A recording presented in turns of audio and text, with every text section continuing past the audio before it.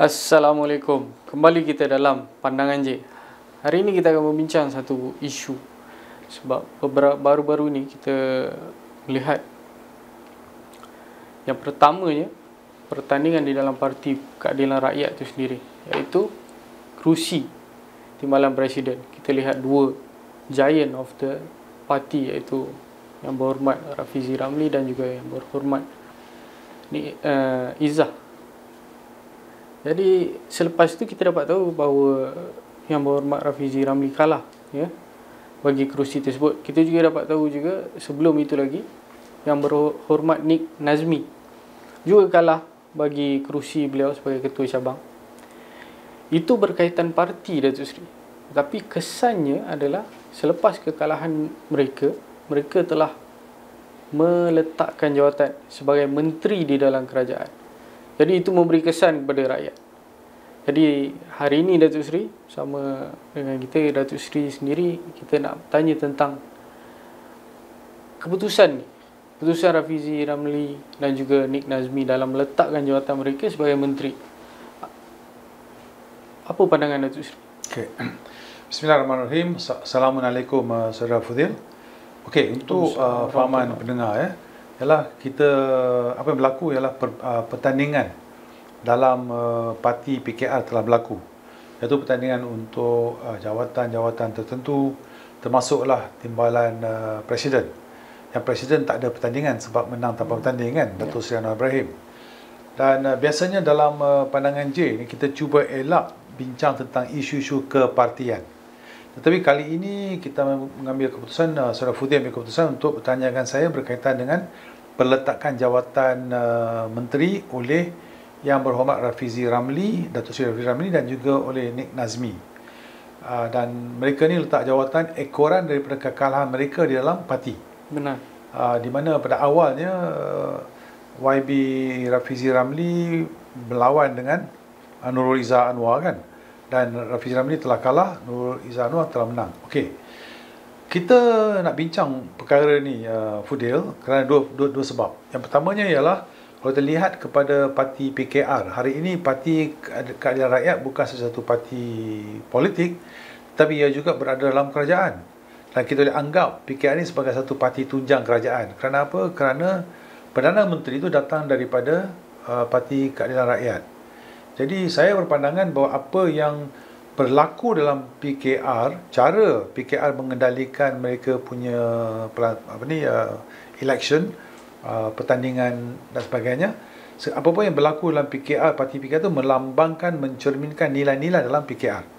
Jadi kita sebagai rakyat juga tahu, rakyat juga akan buat satu keputusan dan menilai bahawa kita punya Perdana Menteri yang juga merupakan Presiden PKR.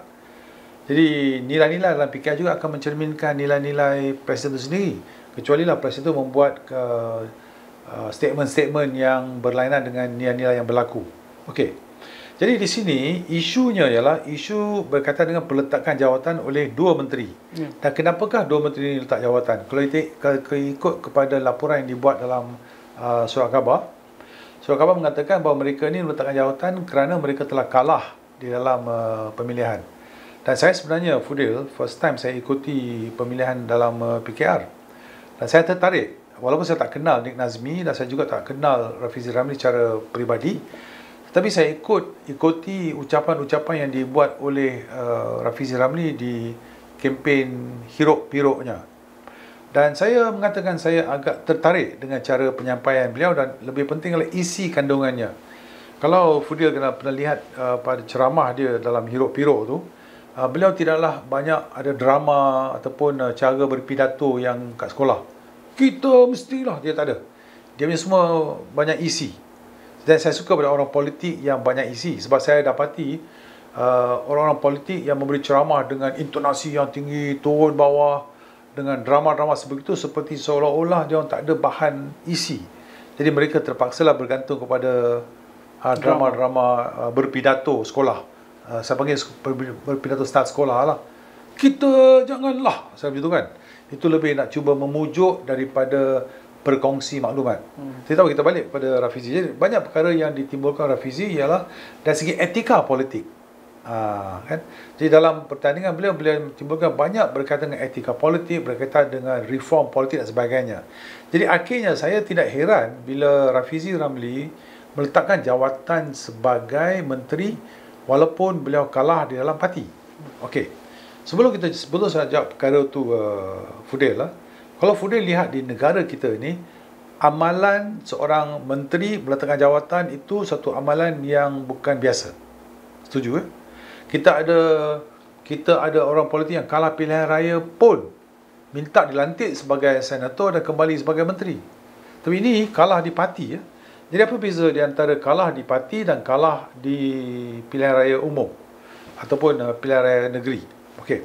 Kalau bila orang politik bertanding di pilihan raya umum, mereka kononnya pergi bertanding kerana mendapatkan mandat rakyat. Jadi bila mereka dilantik sebagai wakil rakyat, mereka mengatakan saya mempunyai mandat rakyat, dan berdasarkan mandat rakyat tersebut mungkinlah Perdana Menteri itu akan melantik mereka. Tetapi bila mereka kalah di pilihan raya umum, bermaknanya ialah mereka tidak mendapat mandat rakyat, betul tak? Betul. Masa kau menang kau cakap kau dapat mandat rakyat, bila kau kalah maknanya kau tak dapat mandat rakyat lah. Tapi bila kau tak dapat mandat rakyat, bila seorang Perdana Menteri masih melantik kau sebagai seorang menteri berdasarkan atau melalui saluran jadi senator, persoalan yang timbul ialah adakah itu satu perkara yang betul?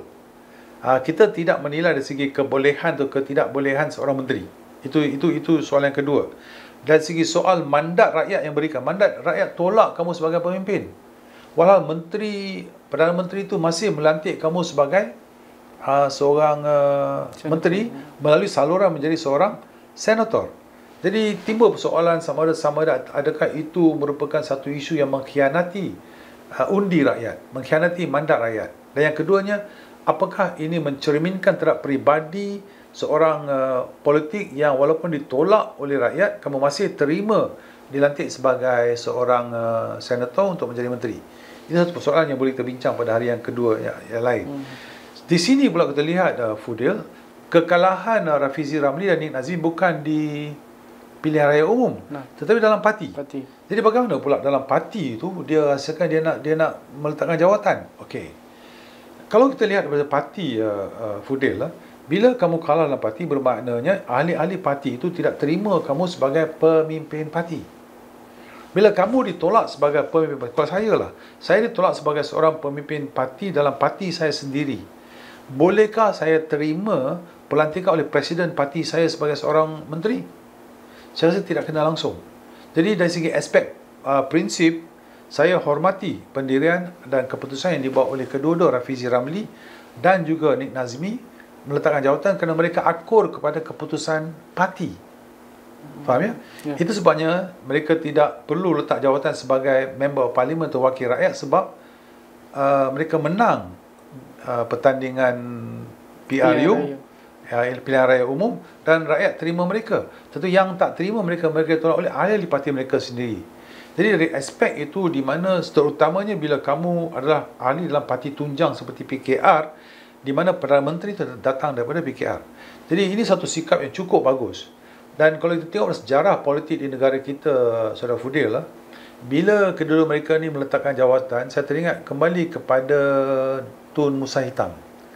Masa saya muda, saya masih ingat lagi Tun Musa Hitam masa beliau tidak sebulu ataupun sepandangan dengan Tun Dr. Mahathir Mohamad. Ketika itu Tun Musa Hitam seorang timbalan Perdana Menteri dan beliau meletakkan jawatan. Jadi itu satu keputusan seorang politik yang bermaruah, beretika dan berprinsip. Itu seorang politik yang bertanggungjawab, yang tidak merasakan dirinya itu seorang yang berkebolehan dan melawan mandat rakyat atau mandat parti.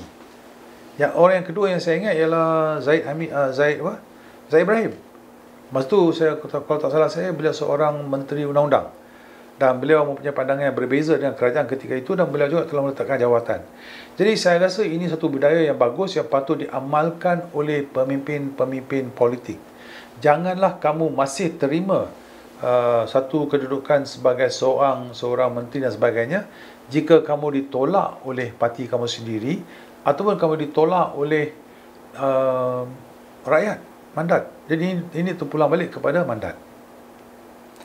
Berkaitan dengan mandat juga, Datuk Seri, sebagaimana Datuk Seri mention ataupun sebut tadi, Yang Berhormat Rafizi Ramli dan juga Yang Berhormat Nik Nazmi menang ketika PRU sebelum ni. Mereka telah diberikan kepercayaan untuk menjadi pemimpin rakyat secara umum. Dan tindakan mereka untuk meninggalkan pos itu, adakah dia boleh dikatakan tidak menepati kehendak dan kepercayaan yang diberikan oleh rakyat melalui mandat yang telah diberikan? Okey. Itu satu soalan yang cukup bagus.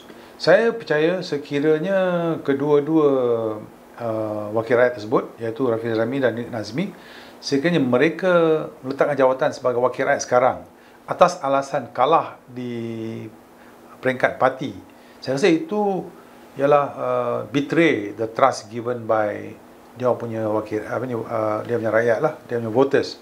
Jadi saya tak perlu nak resign kat situ. Itu mandat yang diberikan oleh rakyat di konstituensi mereka untuk menjadi wakil rakyat. Maknanya mereka masih boleh, bukan mereka masih boleh, mereka wajar bersuara di parlimen tentang apa yang perlu.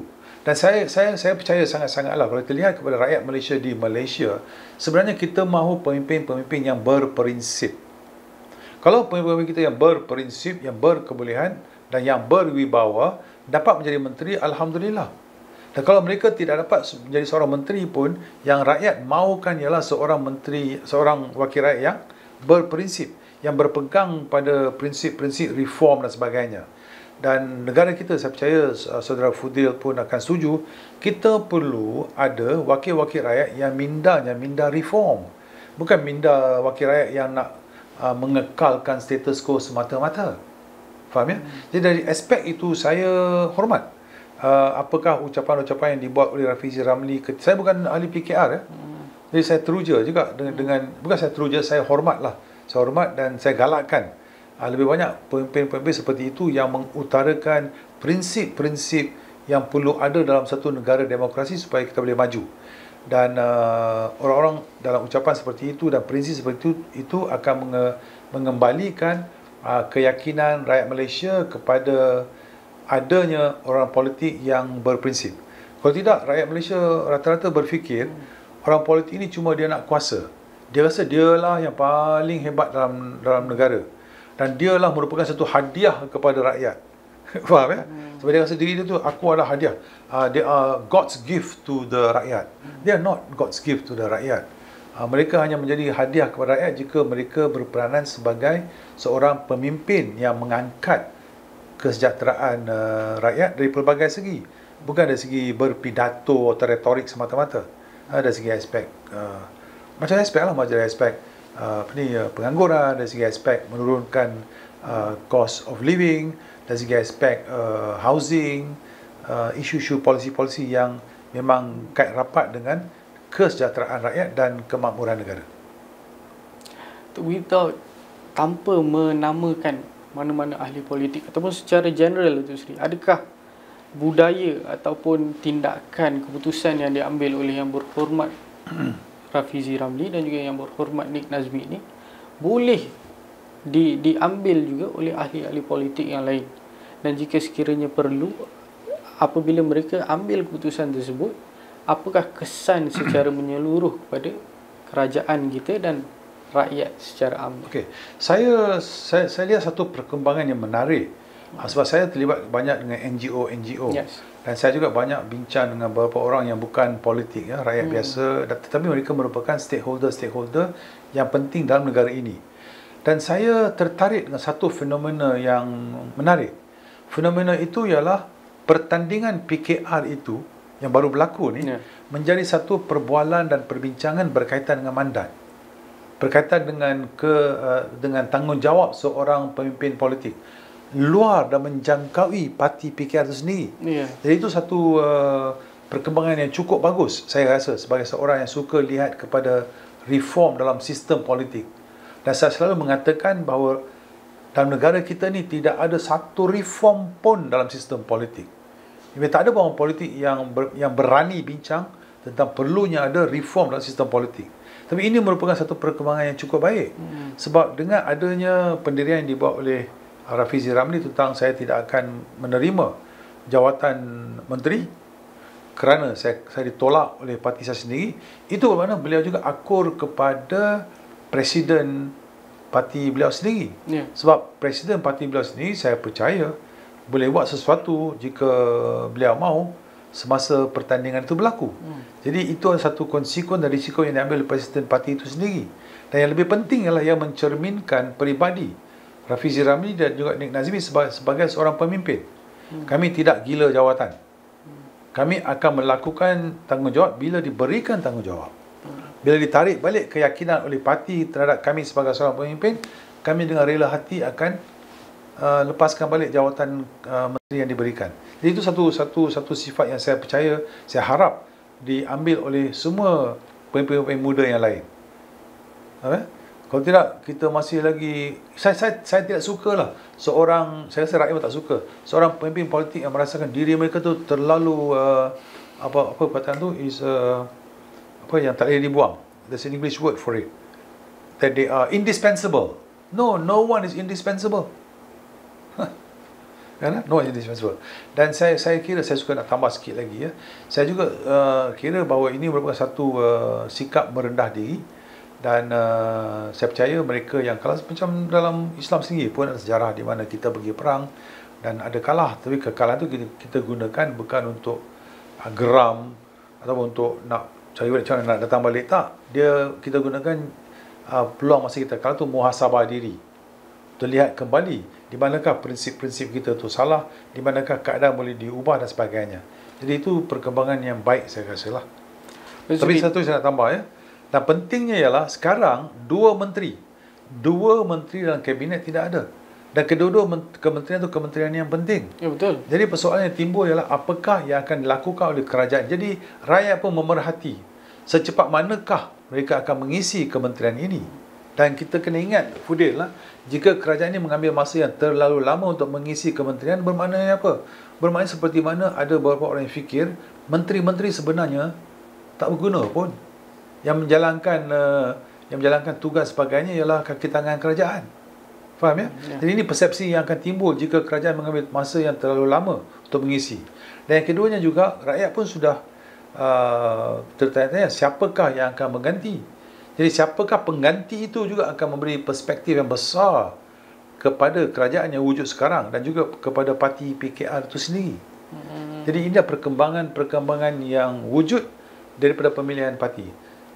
Kita belum pernah melihat satu keadaan sedemikian dalam sejarah politik Malaysia. Tak pernah lah. Betul. Ya. Just main devil advocate sikit, Azri, daripada sisi yang lain, sebagai contoh ni. Sebab sebagaimana kita sedia maklum, Azri, kerajaan kita terbentuk daripada gabungan beberapa parti, iaitu kerajaan perpaduan itu sendiri. Jadi keputusan yang berhormat Rafizi Ramli, bukan dia sahaja, bukan beliau seorang saja, malah yang berhormat Nik Nazmi, adakah boleh dilihat meletakkan parti itu melebihi ataupun melangkaui kerajaan itu sendiri? Adakah boleh dilihat sebegitu, Datuk Seri, atau dia meletakkan diri mereka sebagai parti man dahulu, kan, ahli parti, berbanding dengan menteri itu sendiri, jawatan yang merangkumi rakyat, urus takbir rakyat itu sendiri? Adakah mereka boleh dilihat sebegitu, ataupun memang sepatutnya dalam keadaan ini ia spesifik, keputusan ini adalah sesuatu yang sepatutnya dan sewajarnya diambil? Okey, dia terpulang, Saudara Fudil, selalu saya mengatakan di sini, masyarakat yang dibentuk adalah dibentuk melalui nilai-nilai kita. Ya. Jadi kita sebagai rakyat, kita sebagai stakeholder, kita sebagai pemimpin, kita sebagai sama ahli parti atau bukan ahli parti, kita kena tentukan dulu apakah nilai-nilai kita. Sebab nilai-nilai kita yang akan menentukan nilai-nilai masyarakat. Jadi apa yang Fudil tanya tu ialah terpulang kepada nilai apakah yang kita nak bentuk. Memang ada pandangan yang akan mengatakan sepatutnya kedua-dua, Nik Nazmi dan juga Rafizi Ramli, tidak sepatutnya, tak perlu mereka letak jawatan sebagai menteri. Sebab mereka masih wakil rakyat. Jadi kenapakah mereka letakkan jawatan sebagai menteri walhal mereka masih wakil rakyat dan mereka telah diberi mandat oleh konstitusi pengundi-pengundi mereka? Dan adakah dengan cara itu maka mereka meletakkan, seperti mana Fudil kata tadi ya, adakah mereka meletakkan kepentingan parti itu lebih tinggi daripada kepentingan negara? Itu satu. Jadi dia tak ada betul atau salah. Ya. Tapi yang betul salahnya apakah nilai-nilai yang kamu nak masyarakat ni ada? Kalau kita nak ada nilai-nilai kebertanggungjawaban, saya rasa apa yang dilakukan oleh Nik Nazmi dan Rafizi Ramli itu betul. Sebab dia ada dua kebertanggungjawaban di situ. Satu ialah Rafizi Ramli sebagai ahli parti PKR, beliau accountable to the members of PKR. Beliau bertanggungjawab kepada ahli-ahli PKR itu sendiri. Ahli-ahli PKR, kalau ikut result, ialah telah menolak beliau sebagai wakil pemimpin mereka. Telah ditolak. Jadi adakah seorang yang ditolak melalui satu pertandingan pemilihan sebagai pemimpin mahu terus memimpin? Itu persoalannya. Ya, betul. Faham? Jadi kalau itulah nilai yang kita nak masyarakat kita ada. Kalau kamu ditolak oleh parti kamu sendiri sebagai pemimpin, takkanlah kamu masih nak menjawat sebagai jawatan menteri atau apa-apa lain. Termasuk juga sebagai GLC dan sebagainya. Itu pintu belakang yang rakyat dah semakin faham the game of the politicians. Jadi ini satu perkembangan yang baru. Jadi kalau nilai yang kita nak cuba lentur di dalam dunia politik hari ini ialah kalau kamu ditolak oleh parti kamu sendiri, kamu sepatutnya konsisten tidak pegang jawatan. Jadi itu betul. Tetapi sebagai seorang wakil rakyat, beliau tidak ditolak oleh pengundi-pengundi mereka. Jadi Rafizi Ramli dan juga Nik Nazmi mempunyai tanggungjawab yang besar sekarang untuk menengahkan kepentingan masalah-masalah pengundi-pengundi mereka sebagai wakil rakyat. Itu satu. Yang keduanya juga, mereka kedua-duanya juga mempunyai satu tanggungjawab yang besar sebagai wakil rakyat dalam parlimen untuk uphold the constitution of the country. Penting ya. Ini wakil rakyat banyak lupa tau.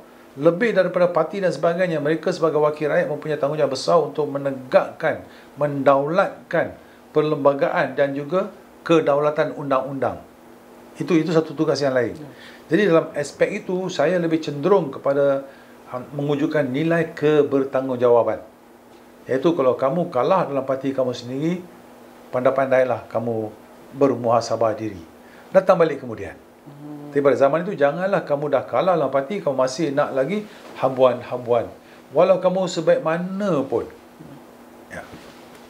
Terima kasih Datuk Seri atas penjelasan yang memang sangat jelas lah bagi saya. Ya, tapi kita tak bincang pasal secara peribadi tau tentang Rafizi. Kita bincang tentang prinsip secara dalam politik dan nilai-nilai yang perlu kita ada dalam negara kita ini. Dan perkara yang sama boleh diguna pakai untuk politician yang akan datang Datuk Seri. Dan boleh diterapkan bagi pihak ahli-ahli politik bagi setiap parti Datuk Seri. This is for the good of the country as a whole. Yeah. Terima kasih banyak Datuk Seri. Alright. Kita akan jumpa lagi dalam InsyaAllah siri yang akan datang, episod yang akan datang. Terima kasih banyak. Jangan lupa untuk like, share dan subscribe. Dan jika anda inginkan notifikasi bagi episod-episod yang akan datang, jangan lupa untuk tekan butang loceng. Terima kasih.